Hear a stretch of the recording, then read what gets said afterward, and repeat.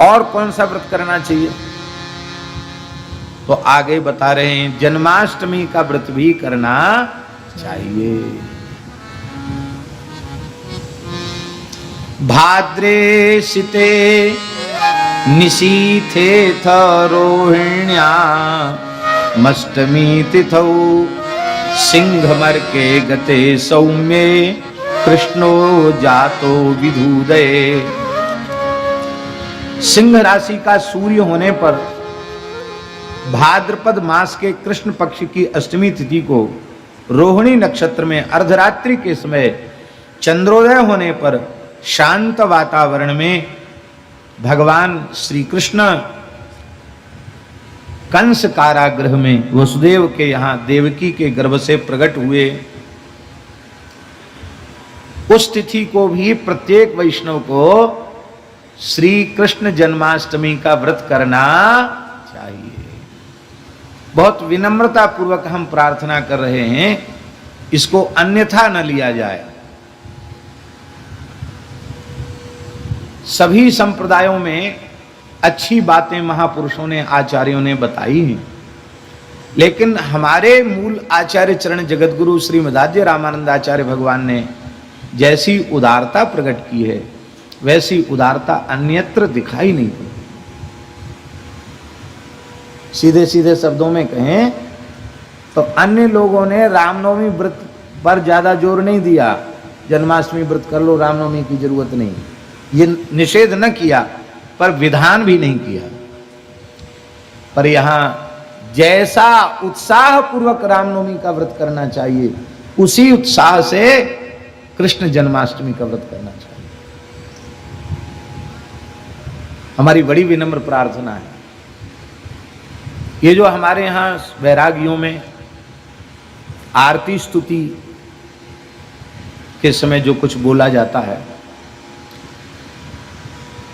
तो ये आज की बात नहीं है। जिस समय समाज संगठित हुआ था,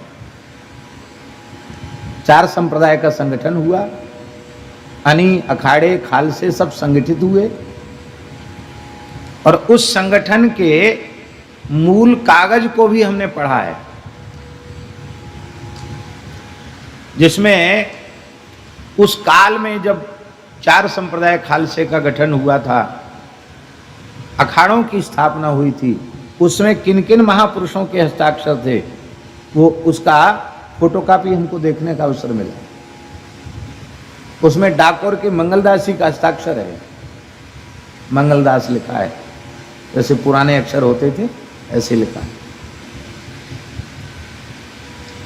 उस समय निश्चित किया गया था कि आरती में कौन श्लोक बोलेंगे, स्तुति में क्या बोलेंगे, और सबने निश्चय किया था कि ये आरती स्तुति बोली जाएगी। लेकिन रामानंदी संत अभी भी उसी आरती स्तुति को बोल रहे हैं, भय प्रगट कृपाला, भय प्रगट कुमारी, भय प्रगट गोपाला। लेकिन और जगह कहीं भय प्रगट कृपाला नहीं होता है।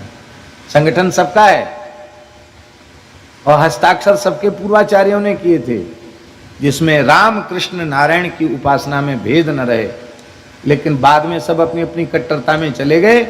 रामानंद संप्रदाय ऐसा उदार संप्रदाय है कि आज भी वो अपनी उदार विचारधारा में सबको समाहित करने की सामर्थ्य रखता है, और यही कारण है कि हिमालय से कन्याकुमारी तक रामानंद संप्रदाय का विस्तार हुआ। तो आचार्य चरण जन्माष्टमी व्रत करना चाहिए। और क्या कह रहे हैं देखिए, ध्यान से सुने। जन्माष्टमी शास्त्र मुदा व्रतोत्सवम कृष्णार्चनम जागरणम महाफलम अनेक जन्मार्जित पाप नाशनम कृष्णस्य कीर्ते श्रवणं च कीर्तनम। उस जन्माष्टमी की पवित्र तिथि पर प्रत्येक रामानंदीय वैष्णव को कृष्ण भगवान का अर्चन करना चाहिए।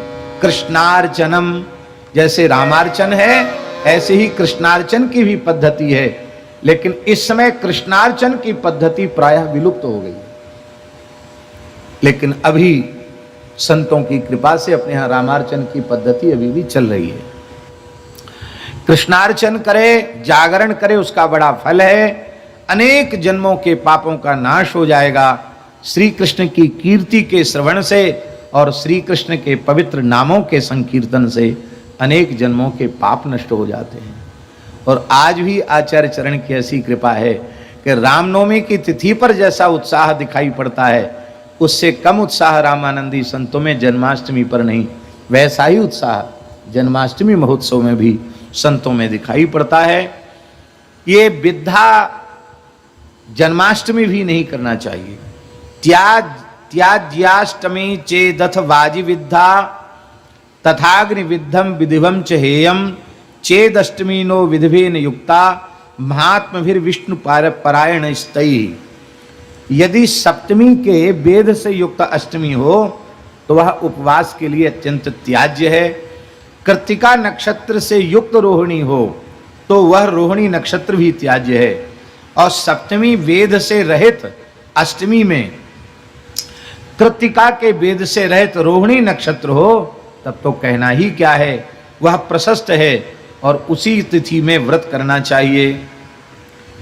वैष्णव मताब्ज के अनुसार जन्माष्टमी निर्णय में सूर्योदय कालीन वेद ग्रहण किया जाता है और स्मार्त मत में जन्माष्टमी वेद मध्य रात्रि में माना जाता है। लेकिन श्री रामानंदाचार्य जी ने अरुणोदय के काल में, सूर्योदय के काल में वेद माना है। सूर्योदय के काल में यदि सप्तमी है और बाद में अष्टमी लग गई है तो वैष्णवों को व्रत नहीं करना चाहिए, आगे की तिथि में व्रत करे, लेकिन सप्तमी विद्या न करे। विद्या जयंती यदि सप्तमी युता शुद्धा तथा सा नवमी युता यदि याह रोहिणी बन्नी युता तो विद्धिका गेया च शुद्धा यदि सा परान्विता। कहते अष्टमी तिथि सप्तमी से युक्त होने पर विद्या कहलाती है और नवमी से युक्त होने पर वो शुद्धा कहलाती है। भले ही नवमी से युक्त हो जाए कोई बात नहीं, लेकिन शुद्धा करना चाहिए। रोहिणी नक्षत्र कृत्तिका से युक्त होने पर विद्ध कहलाता है और रोहिणी नक्षत्र मृगशिरा नक्षत्र से युक्त होने पर शुद्ध कहलाता है। ब्रह्मवैवर्त पुराण में भी लिखा है कि सप्तमी से संयुक्त अष्टमी का त्याग करना चाहिए। वर्जनीया प्रयत्न सप्तमी सहिताष्टमी। अष्टमी तिथि में रोहिणी नक्षत्र पड़ जाए तो वो विशेष महात्म्य की हो जाती है, इसलिए रोहिणी नक्षत्र का भी आदर करना चाहिए। कृष्णाष्टम्याम भवेद यत्र कलई का रोहिणी, यदि एक कला भी रोहिणी है तो जयंती नाम सा प्रोक्ता उपवेश्या प्रयत्नता।